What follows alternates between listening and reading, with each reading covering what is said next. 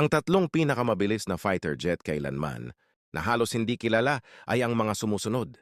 Sa numerong 3, ang F-15 Eagle. Sa isang record-breaking 1977 test flight, ang F-15 ay umabot sa bilis na 15 hanggang 40 milya kada oras o Mach 2.5.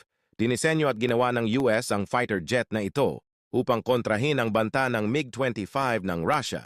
Kahit ngayon, ang Eagle ay nananatiling pinakamabilis na multi-role fighter sa mundo. Ang pangalawang numero ay ang MiG-25 na nilikha ng Russia. Ang MiG-25 ay dinisenyo na may pinakamataas na bilis na 1,800 na milya kada oras.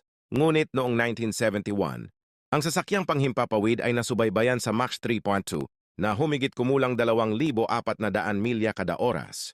Gayunpaman, ang bilis na ito ay tatagal lamang ng ilang segundo at ang mga makina ay na-scrap pagkatapos ng paglipad.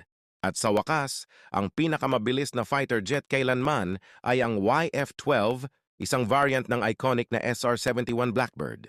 Ang halimaw na ito ay ginawa upang mapanatili ang isang pare-pareho, ang bilis ng 2,000 milya bawat oras. Ngunit nakalulungkot, ang YF-12 ay hindi sumulong ng higit sa yugto ng prototype.